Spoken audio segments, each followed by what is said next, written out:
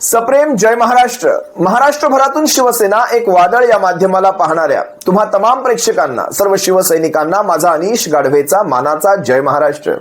जर आपण अजूनही शिवसेना एक वादळ या माध्यमाला सबस्क्राईब केलं नसाल तर तुम्हा सर्व प्रेक्षकांना, सर्व शिवसैनिकांना कळकळीची विनंती करतो, आता ताबडतोब शिवसेना एक वादळ या माध्यमाला सबस्क्राईब करून पुढे व्हा ही नम्र विनंती करतो. कालच्या अर्थसंकल्पीय अधिवेशनातली 2 भाषणं माझ्या विशेष लक्षात राहिली. तशी सर्व खासदारांचीच भाषणं मी ऐकली, पण त्यातली 2 भाषणं मला तुम्हा सर्वांसमोर ठेवण्याचा तो मोह आवरता आला नाही. या 2 भाषणांमध्ये विशेष काय आहे, ह्या 2 नेत्यांमध्ये ज्यांनी ही भाषणं केली त्यामध्ये विशेष काय आहे, पुढच्या 5 ते 7 मिनिटात तुम्हा सर्वांसमोर ठेवतो. आणि त्यानंतर तुमचं मत सुद्धा तितकंच महत्वाचं आहे. ही भाषणं ऐकल्यानंतर या भाषणांवर आपण प्रतिक्रिया जरूर द्याव्यात, कारण हे दोनही नेते हे अल्पसंख्याक समाजातले आहेत, मायनॉरिटीतले आहेत. ते कशा प्रकारे आपली विचारधारा ठेवतायत त्यावर तुमचा विचार नेमका काय आहे आपण नक्कीच कमेंटमध्ये व्यक्त व्हावं. सगळ्यात पहिले नेते आहेत रामदास आठवले आणि दुसरे नेते आहेत असदुद्दीन ओवैसी.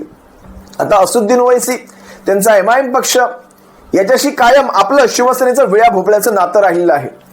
त्यांची ती कट्टरपंथी विचारधारा असेल, त्यांचा जो दक्षिणेतला भाऊ असेल अकबर ओवैसी, यांच्यासोबतचे आपले कायम विळ्या भोपळ्याचे नाते आहे आणि ते तसेच राहणार. त्यांच्या कट्टरपंथी विचारधारेशी आपले ते विळ्या भोपळ्याचे संबंध तसेच राहणार. पण ज्या वेळेस यांच्याकडनं संसदेमध्ये काही असे विषय ठेवले जातात ज्याचा खरोखरीच विचार करावा लागेल, सत्याला सत्य म्हणण्याची, असत्याला असत्य म्हणण्याची ताकद जर तुमच्यामध्ये नसेल तर काही उपयोग नाही. लक्षात घ्या मला काय सुचवायचं इथे. ज्या वेळेस त्या व्यक्तीकडनं देशाच्या सर्वोच्च सभागृहामध्ये काही असे विषय ठेवले जातात ते खरंच एखाद्या खासदाराने ठेवले गेले पाहिजेत, खासदाराकडनं बोलले गेले पाहिजे, त्याच्यावर चर्चा झाली पाहिजे, त्या विषयावर आणि त्या विषयांना प्रोत्साहन आपल्यासारख्या माध्यमांकडून सुद्धा मिळालं पाहिजे. काही का असेना विचारधारेमध्ये फरक असेल, विचारधारेचा फरक हा विशिष्ट मुद्द्यांना घेऊन असेल, नक्कीच कायम त्या विचारांशी घेऊन आपलं विळ्या भोपळ्याचं कायम ते वैर कायम राहणार MIM पक्षाशी, असदुद्दीन ओवैसींशी असेल, त्यांच्या भावाशी असेल, त्यांच्या पक्षातल्या इतर कट्टरपंथी विचारधारेशी असेल, कायम राहणार. पण ज्या वेळेस असदुद्दीन ओवैसींकडनं असे विचार ठेवले जातात जे देशाच्या सुरक्षिततेसाठी, देशाच्या सार्वभौमत्वासाठी, देशाच्या स्वाभिमानासाठी ते महत्वाचे आहेत, ते विशेष शिवसेना एक वादळवर सुद्धा दाखवली जातील, कारण सत्याला सत्य म्हणण्याची ताकद आपण ठेवतो. तत्पूर्वी मी तुम्हाला रामदास आठवलेंचं, म्हणजे रामदास आठवलेंवर काय एवढे सभापती मेहरबान असतात मला माहित नाही. रामदास आठवले ज्यावेळेस त्या कविता गात असतात त्या कवितेमध्ये म्हणजे 100 नाही तर 200% फक्त नरेंद्र मोदींची तारीफ असते, त्यांच्या एनडीएची तारीफ असते. एनडीएची म्हणण्यापेक्षा नरेंद्र मोदींची तारीफ असते. त्यामध्ये कुठेही सभापतींकडनं, म्हणजे आता सभापती म्हणण्यापेक्षा उपराष्ट्रपती म्हणता येईल, कारण ते राज्यसभेमध्ये भाषण करतात, तिथे त्यांना कुठेही अटकाव होत नाही. त्याचा संबंध तास, पाऊण तास, अर्धा तास त्यांना बोलू दिलं गेलं जातं आणि त्यांच्या त्या कविता संबंध राज्यसभेला ऐकाव्या लागतात. पण त्याच ठिकाणी असदुद्दीन ओवैसी ज्यावेळेस एक चांगला मुद्दा मांडत होते त्यावेळेस त्यांना मात्र टोकलं जातं. अगदी 2-3 मिनिटांची वेळ सुद्धा त्यांना मुश्किलीने मिळते. रामदास आठवलेंच्या या कवितेतल्या काही ओळी ऐका, त्यानंतर मी पुढे असदुद्दीन ओवैसींचं भाषण ऐकवतो. इस बात का भी है कि कुछ साथी हमें छोड़कर जा रहे हैं, तो जो मेंबर हो रहे रिटायर वो आज भी नहीं है टायर. मैं तो हूं शायर, मैं जल्दी नहीं हो जाऊंगा रिटायर. माननीय प्रधानमंत्री जी ने मुझे बोला कि आठवले जी होते हैं सदाबहार. आदरणीय प्रधानमंत्री जी ने मेरे बारे में बोला कि आठवले जी होते हमेशा सदाबहार, क्योंकि मैं करता हूं कांग्रेस पर प्रहार. मैंने छोड़ दिया है नॉनवेज आहार, मैंने छोड़ दिया है नॉनवेज आहार, इसलिए मैं करता हूं बहुत अच्छा प्रहार.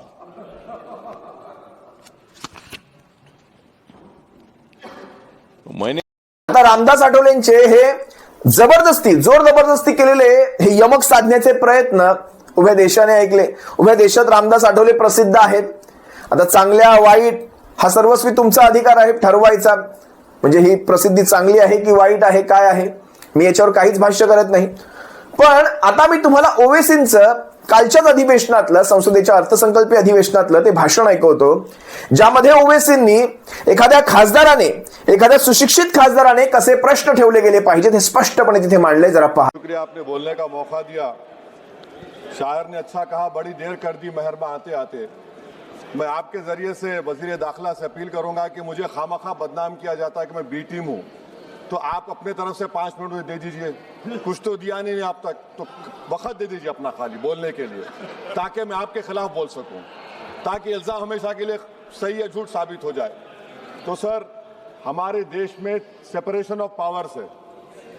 लेजिस्लेचर इंडिपेंडेंट है एग्जीक्यूटिव जुडिशरी से, मगर हम ये देख रहे हैं कि एग्जीक्यूटिव बार बार लेजिस्लेचर पर कब्जा करते जा रहा है, और 40 साल के बाद इस तरह का एक मोशन आया है.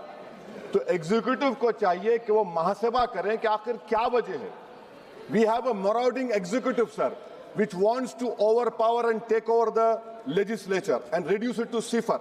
सर, द स्पीकर जो मुकाम है, 6ठा मुकाम है उनका. प्रेसिडेंट, वाइस प्रेसिडेंट, प्रधानमंत्री, डिप्टी प्राइम मिनिस्टर के बाद 6ठा मुकाम है, सीजीआई के बराबर है. सर, नीलम संजीवा रेड्डी ने क्या कहा था स्पीकर के बारे में, Kaul and Shakdher page number 124 देख लीजिए. The first duty of the speaker to enable the house to function and not shut it out.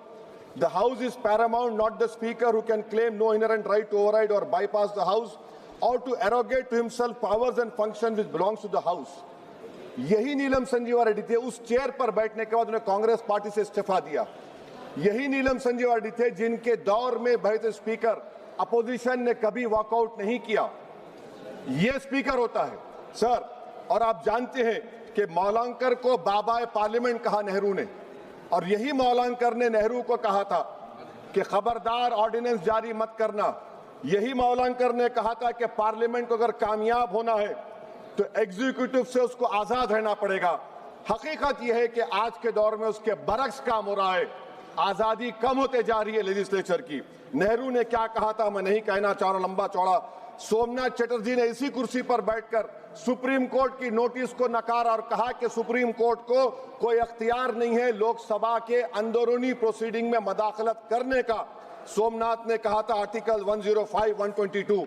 Sir, यह बहुत से लोग नहीं जानते, 1962 में मरी राम बागरी एमपी थे हिसार के. कौन थे ये शख्स जिसको नेहरू ने कहा इज वेरी ट्रबलसम?